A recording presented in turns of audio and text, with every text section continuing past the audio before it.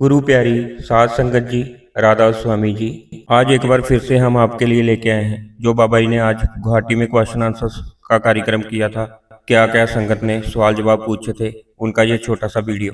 आपसे हमारी बेनती है कि आप हमारे इस चैनल को सब्सक्राइब कर लें ताकि हम आपके लिए ऐसे ही वीडियो लेके आ सकें। अगर आपको वीडियो पसंद आए तो वीडियो को लाइक जरूर कर दें और कमेंट बॉक्स में राधा स्वामी जरूर लिख दें।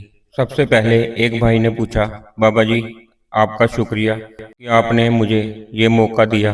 फिर भाई ने कहा, बाबा जी मेरे पापा और भाई के जाने के बाद माँ रोती रहती है।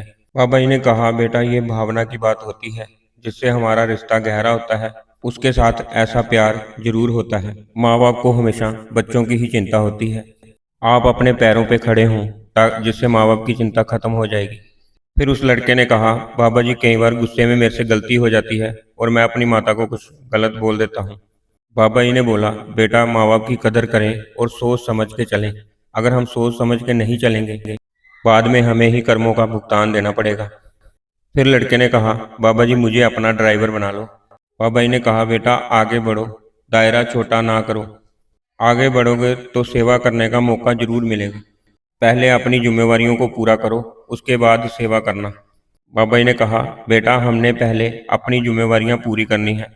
फिर किसी ने सवाल किया, बाबा जी स्ट्रांग होने का मतलब क्या होता है? बाबा जी ने कहा, बेटा जहाँ पे पक्का विश्वास हो, जिसने मन पे काबू पा लिया हो। और बाबा जी ने स्वामी जी का एग्जाम्पल भी दिया।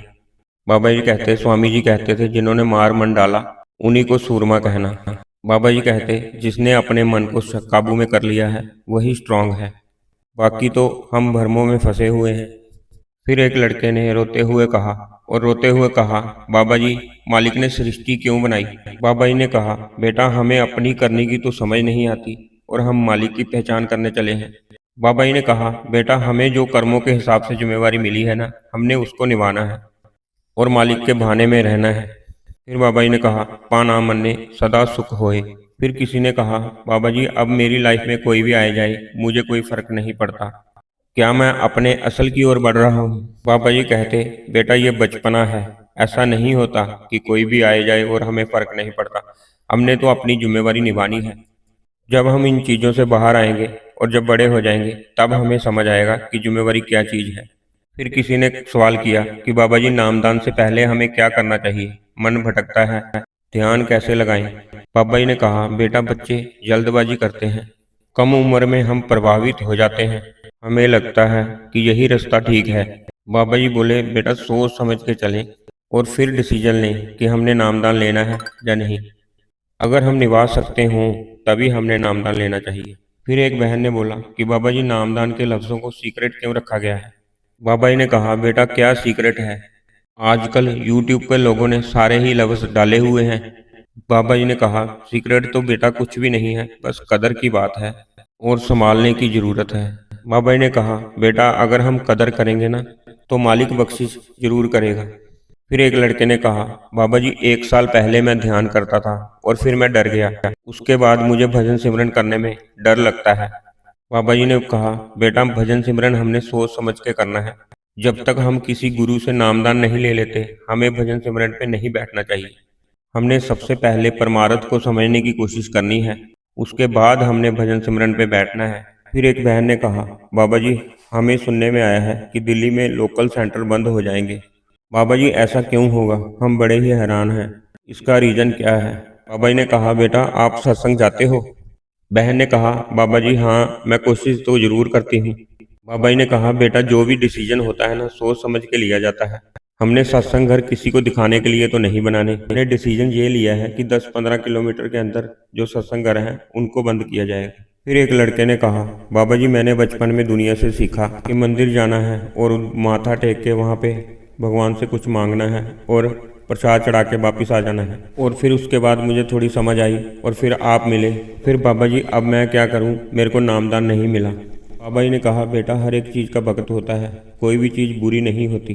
बाबा जी ने कहा, जैसे बच्चा एक पहली क्लास में होता है वह पहली क्लास से सीखेगा तभी तो आगे बढ़ पाएगा। बाबा जी ने बोला, बेटा इस दुनिया में हर एक चीज़ का मकसद है, हम दायरा छोटा कर लेते हैं और हमें लगता है कि इस चीज़ का कोई भी मकसद नहीं है। शुरुआत पहली क्लास से ही होती है, हमें तो सहारा चाहिए, इसलिए जहाँ पे सहारा मिले हमें ज़रूर लेना चाहिए और जो मिला है उसकी कदर करनी चाहिए। फिर उसी लड़के ने कहा, बाबा जी अगर अंदर से धुन सुनाई दे तो हम सुन सकते हैं बिना नामदान के। बाबा जी ने कहा, बेटा अगर सुनाई देती है तो ज़रूर सुननी चाहिए। फिर एक लड़के ने कहा, बाबा जी मैं MBBS तैयारी कर रहा हूँ और मैं एक डॉक्टर हूँ। कई बार ऑपरेशन करते समय अगर हमारी वजह से किसी की डेथ हो जाती है तो क्या करें। बाबा जी ने कहा, बेटा हमने तो सोच समझ के कदम रखना है, अपनी तरफ से बिल्कुल ठीक होके चलें और जो कुछ हम कर सकते हैं ज़रूर करें, बाकी मालिक पे छोड़ दें। हमारा फ़र्ज है कि अपना कर्म पूरा करना, बाकी मालिक के हाथ में है। फिर किसी ने सवाल किया कि बाबा जी कभी कभी मन उदास हो जाता है और फ्यूचर से डर लगने लगता है।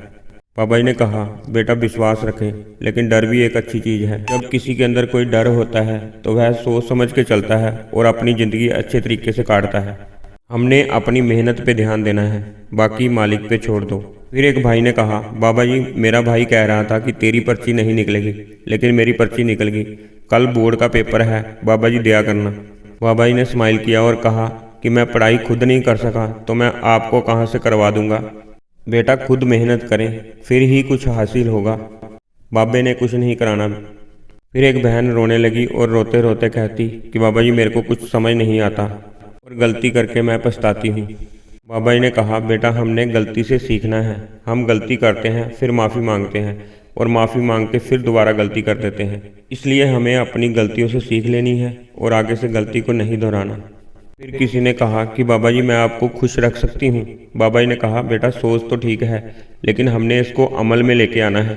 अगर हम अमल में लाएंगे फिर ही निभा पाएंगे, नहीं तो ऐसे ही भटकते रह जाएंगे। फिर किसी ने सवाल किया कि बाबा जी हम सेवा करते हैं तो हमें भजन सिमरन करने की ताकत कब मिलेगी। बाबा जी ने कहा, बेटा हमें रूहानियत की ज़रूरत है और जिसको ज़रूरत होती है वह अपनी ज़रूरत के लिए ज़रूर भजन सिमरन करेगा। फिर एक बहन ने कहा, बाबा जी मेरी सत्संगियों के घर में शादी हुई है और वह कहते हैं कि इसके अंदर कोई भूत प्रेत है और वह मुझे छोड़ना चाहते हैं, तो मैं क्या करूं? बाबा जी ने कहा, बेटा आप अपनी तरफ से ठीक होके चलें, वह जो करते हैं उनको करने दें, आपने गलत नहीं चलना, बाकी मालिक उनको ज़रूर बुद्धि बख्शेगा। अगर वह कुछ गलत करेंगे तो उनको कर्मों का हिसाब देना पड़ेगा, इसलिए आप गलत मत चलो। फिर बहन ने कहा कि बाबा जी मैं डिप्रेशन में हूँ, इसलिए मेरे से भजन सिमरन पे बैठा नहीं जाता, तो मैं क्या करूँ? फिर बाबा जी ने कहा, बेटा आराम से बैठो, जल्दबाजी नहीं करनी है। फिर बहन कहती कि बाबा जी भजन सिमरन करते समय मुझे डर लगता है। बाबा जी कहते, बेटा डर तो सभी को लगता है, आप फिक्र ना करें और बस बैठें और थोड़ा थोड़ा करके अपना टाइम बढ़ाएं। फिर किसी ने सवाल किया कि बाबा जी मन स्टेबल नहीं रहता, बड़ी नेगेटिविटी रहती है और गुस्सा भी बहुत आता है। कई बार छोटी सी बात पे भी गुस्सा आ जाता है और कई बार बड़ी बात पे भी गुस्सा नहीं आता।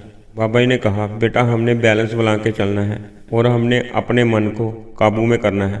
सोच हमें अपने मन से आती है तभी हमें गुस्सा आता है, इसलिए हमने सोच समझ के चलना है।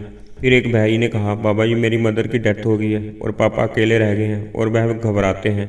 बाबा जी कहते, बेटा यही तो ज़िंदगी की असलियत है, आना जाना तो मालिक के हाथ में है, हमें तो खुश होना चाहिए उनको अगर मालिक ने वापस बुला लिया है।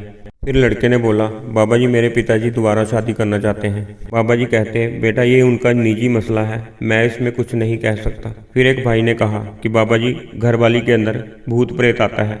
बाबा जी ने कहा, बेटा औरत के लिए भूत उसका पति होता है। इस बात पे सारे हंसना शुरू हो गए।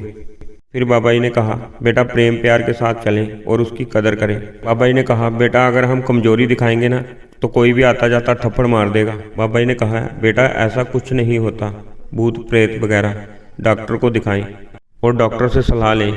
फिर किसी ने कहा कि बाबा जी आपने मुझे संभाला, आपका बहुत बहुत थैंक यू, मुझे नामदान भी मिला हुआ है और धुन भी सुनाई देती थी, लेकिन अब कुछ नहीं होता। बाबा जी ने कहा, बेटा मालिक कोई चीज़ हमें दे के वापस नहीं लेता, इसलिए हमने जो कुछ भी करना है अपने लिए करना है, अपना सोच के करना है और भजन सिमरन हमें अपना फायदा और नुकसान देख के करना है। फिर एक बहन ने कहा, बाबा जी मेरे मन में सवाल नहीं आ रहा तो मैं क्या करूं? बाबा जी कहते, बीबियों का काम तो सिर्फ बोलना होता है, उनके मन में कोई सवाल नहीं होता, उनका सिर्फ काम है बोलना। इस बात पे सारे पंडाल में हंसी का माहौल बन गया। फिर किसी ने कहा कि बाबा जी मैं नामदान भूल जाता हूँ और प्रकाश भी कम हो जाता है। बाबा जी ने कहा, बेटा प्रकाश और धुन हमारे अंदर है, हमारा ध्यान इधर उधर भटक जाता है, इसलिए आप अपने भजन सिमरन के ऊपर ध्यान दें। फिर किसी बहन ने कहा कि बाबा जी मेरा सवाल नहीं है, लेकिन 10 मिनट मुझे बात करने के लिए दे दो। बाबा जी कहते, बेटा बीबी 1000 सवाल भी पूछ लेना तो फिर भी उनके सवाल नहीं खत्म होते। फिर एक भाई ने कहा, बाबा जी टेंशन रहती है। बाबा जी कहते, हमने ऐसा कौन सा डिसीजन लेना है कि इंडिया के ऊपर पाकिस्तान ने चढ़ाई कर ली, या पीएम लेवल के कोई डिसीजन लेने हैं। बाबा जी कहते, बेटा फिक्र ना करें, अपने ऊपर ध्यान दें। फिर किसी ने कहा कि बाबा जी आप मेरे से प्रॉमिस करो कि आप हमेशा मेरे अंग संग रहोगे। बाबा जी ने कहा, बेटा मालिक तो हमेशा हमारे अंग संग है, मालिक हमसे कभी दूर नहीं हुआ। जब हम भजन सिमरन करके अपने मन को काबू में करके जागृत अवस्था में आएंगे तब हमें समझ लगेगी। दोस्तों ये थे आज के सवाल जवाब जो बाबा जी ने गुवाहाटी में किए थे। पूरा वीडियो देखने के लिए आपका धन्यवाद। अगर वीडियो पसंद आया तो लाइक ज़रूर कर दें। राधा स्वामी जी।